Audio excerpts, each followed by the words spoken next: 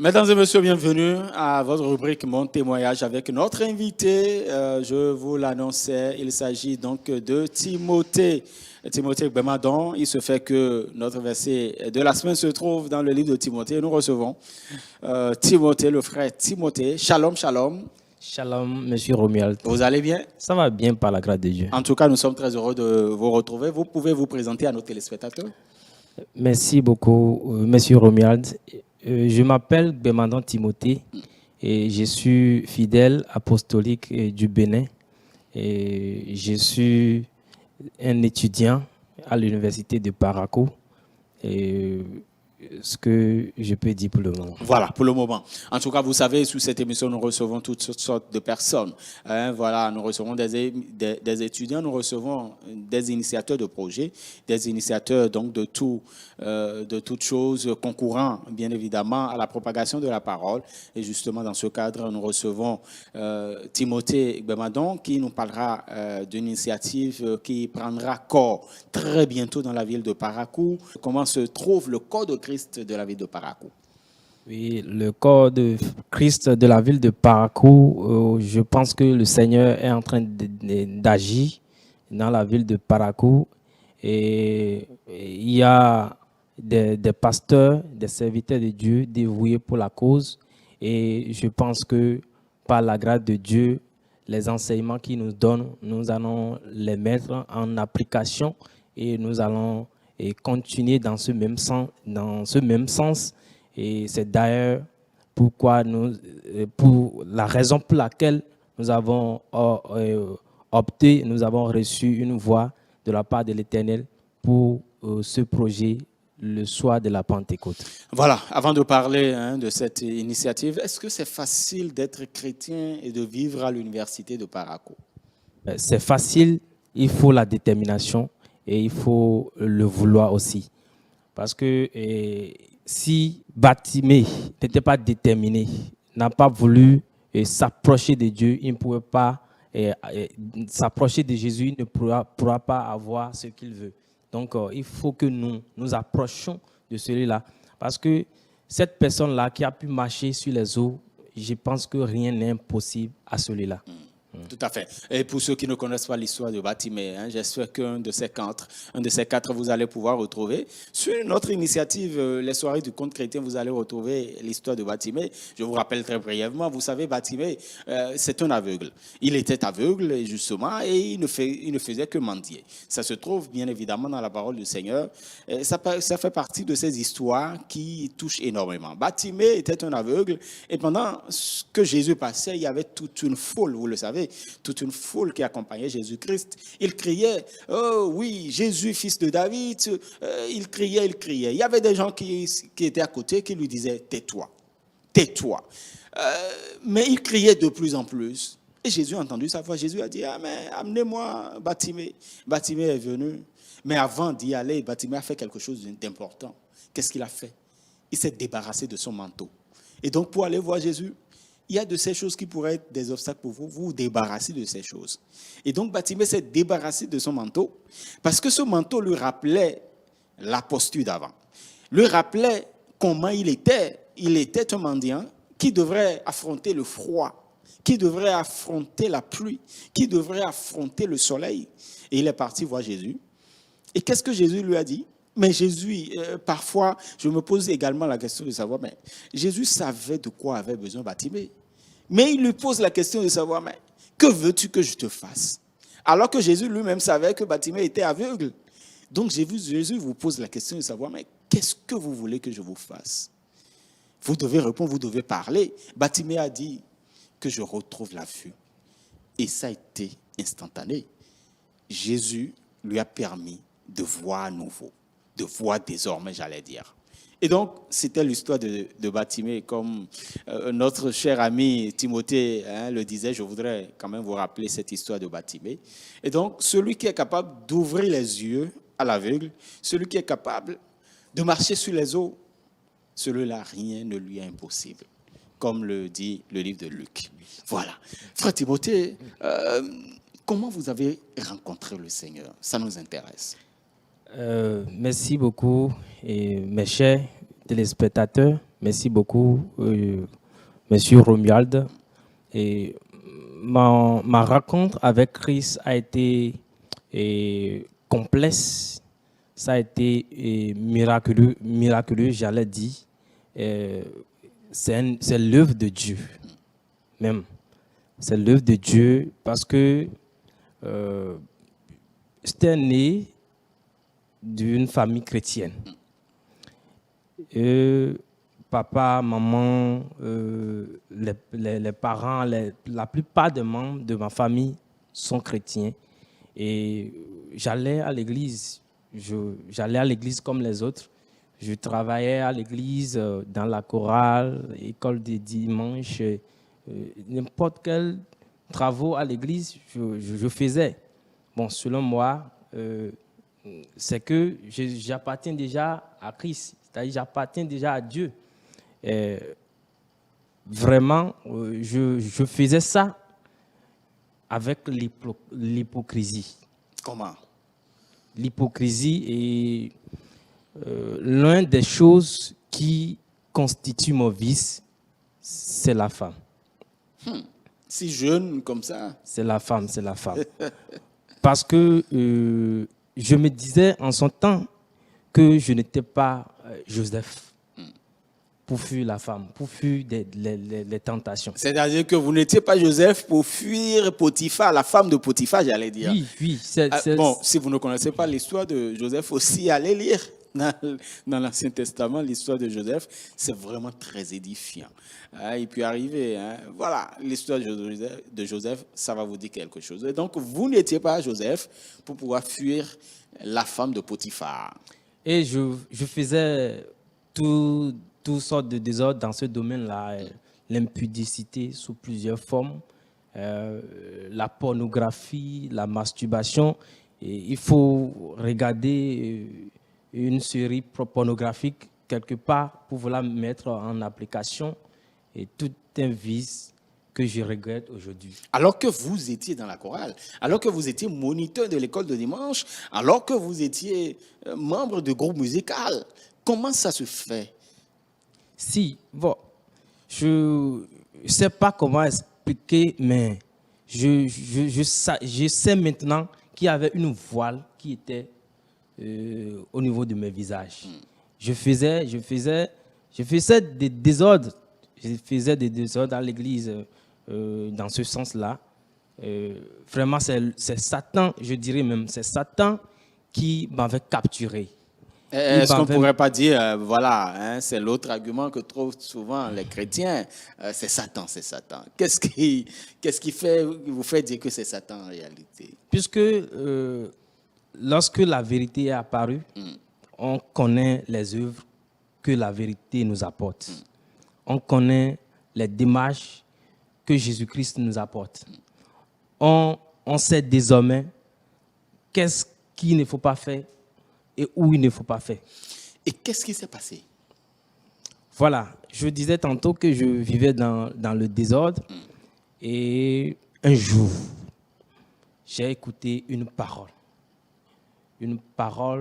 venant de la bouche de Jésus-Christ lui-même. Cette parole-là, où Jésus disait, plusieurs me diront le jour-là, n'ai-je pas prophétisé en ton nom? N'avons-nous pas guéri des malades? N'avons-nous pas fait des miracles en ton nom? Mais je leur dirai ouvertement, je ne vous ai jamais connu. Et lorsque j'avais écouté cette parole de la part d'un ministre de Dieu, cette parole a commencé à travailler en moi. J'avais écouté Excusez, frère Timothée, est-ce que c'était la première fois que vous entendiez cette parole parce que vous étiez quand même moniteur, vous étiez chantre, vous travailliez dans l'église de Dieu. Est-ce que c'était la première fois, ou bien c'est cette fois-là que votre attention, votre conscience a été touchée?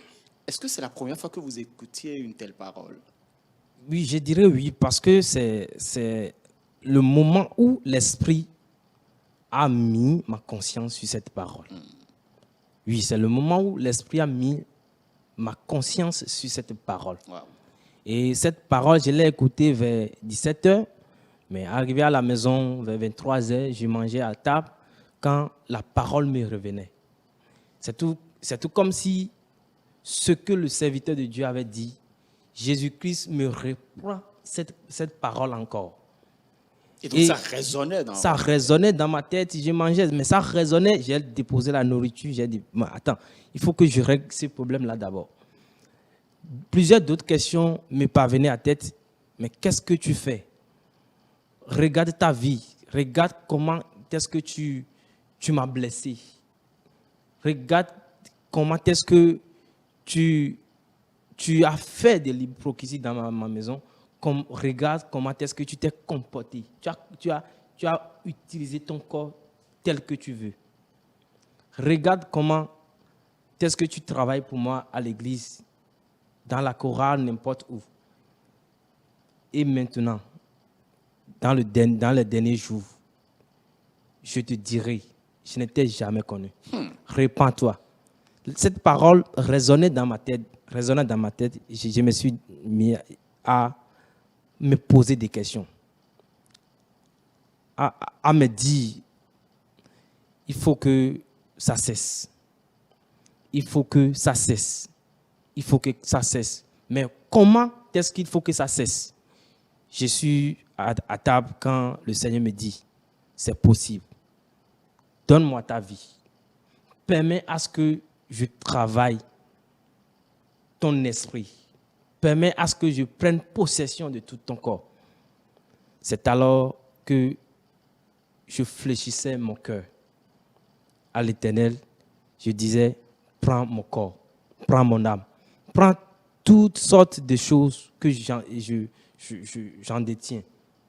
Prends toutes choses, entre dans ma vie, éclaire-moi, dirige mes pas à partir de ce moment. Je commençais à dire ça et tout de suite, j'ai vu une paix intérieure qui m'animait, une joie intérieure qui m'animait et je sentais une sécurité, une nouvelle chose dans ma vie. Je sentais que je devenais une autre personne que j'étais avant. C'est comme ça. Je me suis résolu de ne plus faire certains trucs que par la grâce de Dieu. Et donc, vous avez senti une paix intérieure en vous. C'est ce que ça procure quand vous recevez le Seigneur, quand vous lui donnez votre vie. Parce que cette parole, vous savez, cette parole qui a été prononcée, c'est Jésus lui-même qui l'a dit, effectivement, comme vous l'avez dit. Il y a tellement de personnes qui pourraient faire des choses au nom du Seigneur. Ils ont guéri des malades. Ils ont fait des miracles. Ils ont prophétisé. Ce sont les interprètes dans l'Église de Dieu. Ce sont des enseignants dans l'Église de Dieu. Mais leur cœur est éloigné de Dieu. Avec ce témoignage du frère Timothée, nous pouvons comprendre que nous pouvons être à l'Église et être loin de Dieu. Et être loin de Jésus-Christ. Et Jésus a décidé que notre frère Timothée puisse revenir à lui. Et c'est important, peut-être que ce message t'est destiné, chers téléspectateurs. Il ne faut pas endurcir ton cœur. Et donc, vous avez senti cette paix intérieure. C'est vous seuls qui pouvez nous dire vraiment quelle sensation on a quand on vit une paix intérieure. Ça veut dire qu'avant, vous n'étiez pas en paix? Avant, je dirais même que c'était le contraire. J'étais esclave du péché. Parce qu'il m'arrivait où je décidais, ou bien je voulais laisser.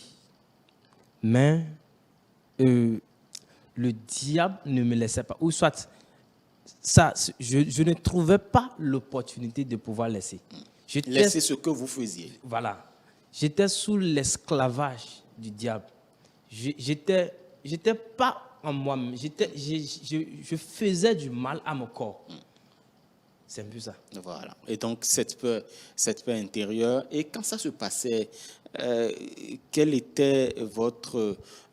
quand ça s'est passé, qu'est-ce qui a suivi? Est-ce que vous allez aller voir votre pasteur, votre berger pour lui parler de cela? Ou quelle était la démarche qui a suivi? Oui, c'est la démarche qui a suivi. Et lorsque c'était passé, j'étais allé voir mon pasteur et je lui ai tout expliqué. Et il a prié pour moi, il a dit, sois béni, que la lumière entre dans ma maison, dans ma vie, et de continuer à étudier la parole, de continuer à chercher, puisque en son temps aussi, j'avais une soif de connaître la parole. Quand vous avez pris cette décision de recevoir. Oui. J'avais soif de connaître la parole. Et quand je voudrais faire quelque chose, je me pose la question, est-ce que Jésus-Christ à ma place ferait ça? Parce que c'est Jésus désormais qui me guide.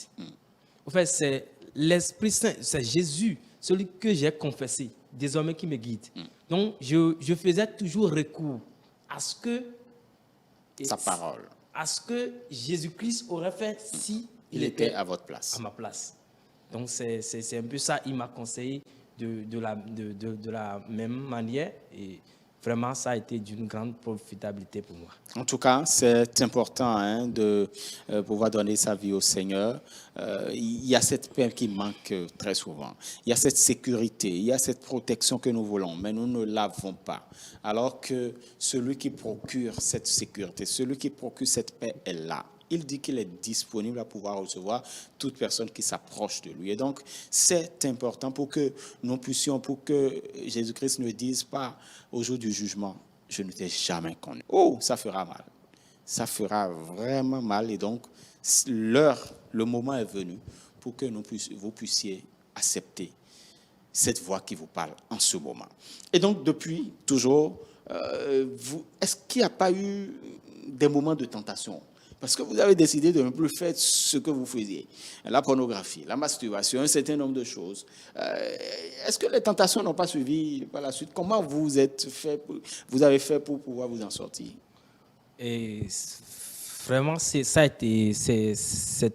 souvent une question et que plusieurs pensent que si tu as rencontré Christ, si les tentations sont venues, il faut tomber et demander pardon, tomber, demander pardon. Moi, je dirais plutôt non. Parce que quand tu es enfant de Dieu, tu es enfant de Dieu. Et l'Esprit même rend témoignage de ton esprit que tu es un enfant de Dieu. Et tu n'es plus... Comme l'apôtre l'a dit, l'Esprit de Dieu dit à mon esprit que je suis enfant de Dieu. Voilà. Donc, et quelque part, il est dit dans la Bible que les épreuves qui viennent sur nous ne vont pas nous dépasser. Et Jésus-Christ même est là. Je disais tantôt que celui qui marche sur la mer, celui qui a ouvert les yeux aux aveugles, qu'est-ce qui est impossible à celui-là? Il suffit seulement de nous confier à lui, de lui demander de l'aide pour qu'il vienne à notre secours. Donc c'est un peu ça. Voilà, donc vous avez fait votre petit bonhomme de chemin, vous êtes chantre de l'Éternel, vous êtes dans le groupe musical. Qu'est-ce que vous faites depuis ce temps pour le Seigneur? Bon, depuis ce temps, depuis que le Seigneur a changé ma vie, j'ai décidé, j'ai résolu de lui chanter, de lui donner les talents qu'il m'a donné, de mettre en service de l'Éternel. Ce que je fais dans ma chorale, pianiste, chantre, que je suis en train de faire depuis que le Seigneur m'a rencontré. J'ai aussi été coach pour Talent to Sing. C'est une compétition chrétienne organisée à Parakou. Je suis aussi coach l'année passée. Pour cette fois-ci, le Seigneur m'a touché, m'a révélé un projet que je compte mettre en application. Tout à fait. Avant de parler de ce projet, puisque vous nous dites que vous êtes chanteur, il faut quand même montrer un peu. C'est vrai que on aurait pu amener un piano par ici pour vous permettre d'être dans de meilleures conditions, mais vous pouvez nous chanter une chanson que vous aimez beaucoup. Quelle chanson vous marque quand vous chantez vous-même? Vous avez une sensation que franchement Dieu doit être content en vous écoutant chanter. Quelle chanson vous pouvez nous fredonner? Voilà. Bon, en ce sens, c'est. On va dire, on n'était pas préparé, mais tout à fait, tout à fait. Hein, voilà. Il faut Vous allez nous chanter pour, quelque chose quand même. Pour louer le Seigneur. Voilà. Anjosu, anjosu, anjosu, anyiwe. Anjosu, anjosu, anjosu, anyiwe.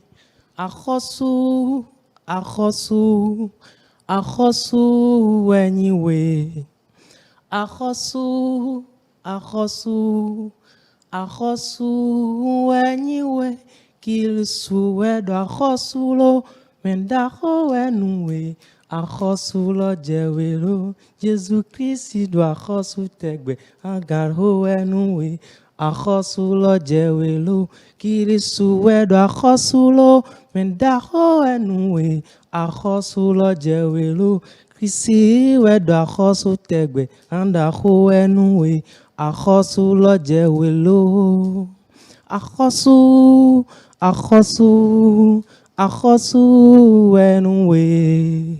Achosu, achosu, achosu enue. Ah oui, il est le roi, hein? Il est le roi des rois, le créateur du ciel et de la terre, celui qui est le détenteur, le seul détenteur, l'unique détenteur de tout souffle de vie. Ah oui. Voilà, merci beaucoup pour cette très belle chanson qui nous rappelle que Jésus-Christ demeure le roi de notre vie. Et justement, on va parler de cette initiative qui va prendre corps très bientôt dans la ville de Parakou, le soir de la Pentecôte. Pourquoi le soir de la Pentecôte? Le soir de la Pentecôte, parce que la Pentecôte déjà, c'est une journée où historiquement, les apôtres étaient réunis et nous avons une puissance qui les a remplis et qui a permis aux apôtres d'annoncer l'évangile, la mission, la grande mission que le Seigneur nous a confiée. Donc le soir de la Pentecôte, c'est le soir de la Pentecôte. Voilà, la Pentecôte, comme le rappelle notre frère, c'est bien la concrétisation de cette promesse de Jésus-Christ. Parce qu'il nous a dit que lorsqu'il partira, il nous enverra un autre consolateur. Ça veut dire que lui-même, il est consolateur et donc il nous enverra un autre consolateur qui nous enseignera des choses sur le Seigneur, qui nous édifiera, qui va nous orienter. Et justement, les apôtres attendaient ce consolateur. Ils étaient réunis dans la chambre haute. Ils attendaient le consolateur parce que Jésus-Christ leur a dit, attendez que le consolateur, que le Saint-Esprit descende sur vous. Et on pourrait lire dans le livre des Actes des Apôtres qu'il y a une puissance, le Saint-Esprit survenant sur eux, leur a communiqué justement cette capacité-là d'aller annoncer la parole de Dieu, d'aller annoncer l'évangile. Et donc, la Pentecôte, c'est justement la manifestation de cette promesse de Jésus-Christ. Et vous voulez, qu'est-ce qui veut se passer le soir de la Pentecôte? Le soir de la Pentecôte, c'est un géant concert des groupes musicaux et des chorales des églises évangéliques de la ville de Parakou. Et ça a pour mission ou l'objectif global de pouvoir impacter plus de 1000 âmes au travers du ministère de la louange et de l'adoration. Oui. Et donc, c'est une soirée de louange. Oui, c'est une soirée de louange et d'adoration. De l'adoration. Et au cours de cette soirée, il y aura des messages de la part des serviteurs de Dieu, des oints de Dieu, l'appel au salut. Il y a beaucoup de surprises à ce TV. Et justement, cette initiative est pilotée par un creuset que vous avez créé, dont vous êtes l'un des responsables. Il s'agit de... C'est la structure ou la coopération qui organise ce projet, cette soirée, s'appelle la CEVIP, la coopération culturelle des églises évangéliques de la ville de Parakou. Et, et cette coopération a pour objectif, a pour mission d'aider les pasteurs, les serviteurs de Dieu à pleinement exercer leur ministère. Nous voyons que dans les églises, la chorale joue beaucoup de rôles. La chorale a un rôle prépondérant au sein des églises. Donc nous voulons, à cet effet, organiser ce ministère de la louange et de l'adoration pour que les serviteurs de Dieu puissent avoir un soulagement à cet effet. Parce que quand ça ne va pas chez les groupes musicaux ou bien au niveau des chorales, l'assemblée est affectée. L'assemblée est affectée quand il y a de toutes sortes de vices, de mélanges, de mésententes entre les groupes musicaux Tout ou à la fait. chorale. Ce n'est pas facile. Hein. C'est pas facile. C'est pas facile la chorale, les groupes musicaux, c'est pas facile, franchement, parce que vous voyez toutes sortes de choses, véritablement. Et donc, le pasteur a à gérer, ou le responsable d'église a à gérer tout ça. Et ce n'est pas facile. Même le responsable du groupe musical ou le responsable de la chorale, c'est pas facile de diriger ces genres de groupe. Et donc, c'est important. Mais vous savez, l'œuvre qu'accomplissent ces différents groupes, c'est que c'est cette œuvre que Satan a laissée. Parce que, vous savez, Lucifer faisait partie des anges, où était le responsable des anges qui louait Dieu. Et justement, et la Bible nous confirme que notre rôle, après l'enlèvement, après le fait que Jésus-Christ, après le retour de Jésus, ce que nous avons à faire, c'est de faire comme les 24 vieillards, de chanter, de louer à la gloire du Seigneur, de le louer, de le magnifier, à travers donc des chants. Vous savez que Dieu siège au milieu des louanges de son peuple. Et donc, c'est important, la louange, ce que vous faites, et donc c'est très bientôt. Est-ce que ça se passera le jour de la Pentecôte? Ça veut dire que le soir du jour de la Pentecôte, excusez, bon, si je pose la question comme ça, quand est-ce que ça se passera concrètement? Oui, ça se passera le 5 juin, le jour même de la Pentecôte. Et à 18h30 comme ça, l'événement va commencer et à l'université de Parakou. Ah, c'est à l'université de Parakou que vous le faites. Certainement, il y aura des chantres qui vont quand même vous soutenir dans cette initiative. Oui. Il y a des chantres qui viendront. Nous avons déjà vu parler de ça avec Papa Migan, et nous avons aussi parlé de ça à Monsieur Gildas, le chant de Gildas Zinsou, ok. Et nous avons aussi parlé de ça avec Josias Folie. Très bien. Et par la grâce de Dieu, ils seront avec nous. Pour soutenir la jeunesse chrétienne de la ville de Parakou, c'est important. Qui peut participer à cela? Qui peut participer à cette soirée de louange? Oui, cette soirée de louange est ouverte. Est ouvert à tout le monde. C'est ouvert à tout le monde, chrétiens, musulmans, toutes sortes de personnes, hommes, femmes, n'importe qui peut participer, bien évidemment, à cela. Oui. C'est important de pouvoir participer à ces genres d'événements, parce que non seulement vous louez le Seigneur, mais c'est là également que le Seigneur déverse sa bénédiction. Vous savez, donc c'est important. De toute façon, avant donc cet événement, certainement on va se retrouver pour en parler, pour faire le point un peu des préparatifs aussi. Bon courage à vous. En tout cas, s'il y a des personnes de bonne volonté qui voudraient soutenir la jeunesse chrétienne de Parakou, vous pouvez tout simplement donc vous rapprocher des responsables de la CEVIP. C'est bien cela. Et je vous permettrai de donner un numéro. très rapidement. Oui, le numéro que vous allez appeler, si vous avez besoin de quelque chose, d'un complément, c'est le 67, excusez-moi, 69 47 79 80. Le 69 47 79 80. Très bien, merci beaucoup à vous. Quel est votre mot de fin? Nous sommes au terme donc de cette émission. Quel est votre mot de fin? Voilà, je voudrais passer 3 mots à l'endroit des téléspectateurs. Et je voudrais solliciter un appel fort au salut. Vous qui me regardez en ce moment et qui n'avez pas encore reçu Jésus-Christ dans votre vie, et sachez qu'il y a un message que Jésus-Christ a laissé et il disait, vous me direz que j'étais servi, j'ai fait telle chose en ton nom, mais Jésus dira ouvertement, je ne t'ai jamais connu. Pour que Jésus-Christ ne te dise pas, donc il faut te mettre au pas, il faut recevoir Jésus-Christ dans ta vie pour être affranchi. Et je voudrais également, lors de cette soirée de louange et d'adoration, que vous soyez là. Il y a des surprises pour vous, vous qui cherchez quelque chose que vous n'avez pas encore trouvé. Et il y aura des serviteurs de Dieu sur le lieu pour pouvoir exercer les ministères.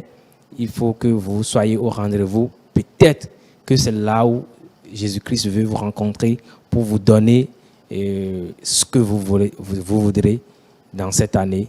Merci et à tout à l'heure. Très bien, merci beaucoup à vous, frère Timothée Gbemandon, qui est donc le promoteur de cette initiative bientôt concrétisée à Parakou. Il s'agit de cette initiative dénommée le soir de la Pentecôte. L'autre initiative dont je voudrais vous parler et que porte Shalom Media, c'est bien les soirées du conte chrétien. La nouvelle saison, ça démarre donc le 24 avril 2022 à Abomey-Calavi, comme d'habitude. Donc, vous aurez des précisions, mais vous êtes enfant, vous êtes adulte, vous voudriez bien quand même, vous avez des talents pour conter les histoires. Cette fois-ci, on veut conter des histoires de la Bible. Donc, vous avez envie quand même de conter des histoires de la Bible, de vous tenir devant un public. De toute façon, vous serez formé également. Donc, vous avez envie de participer à cette grande soirée qui se tiendra le 24 avril prochain à Abomey-Calavi, notamment à l'espace Mayton. N'oubliez pas, contactez le numéro 97 28 26 19, 97 28 26 19, et vous allez pouvoir s'inscrire pour participer à cette grande soirée. Vous êtes comédien peut-être, vous êtes slammer, vous avez envie quand même de conter les histoires de la Bible. Rapprochez-vous de nous ou vous écrivez à l'un des numéros qui défilent au bas de votre écran et nous allons pouvoir vous contacter pour pouvoir mieux s'entendre justement sur comment ça se passera. Mesdames et messieurs, nous sommes au thème de ce numéro de votre émission Univers chrétien. Nous voudrions remercier tous ceux-là qui nous renouvellent leur fidélité. On va se retrouver dimanche prochain, mais en attendant, vous le savez, la nouvelle diffusion, c'est samedi prochain à partir de 11h30. D'ici à là, portez-vous bien et que le Seigneur Jésus-Christ demeure dans votre vie et dans votre entourage. Shalom, shalom, à dimanche prochain.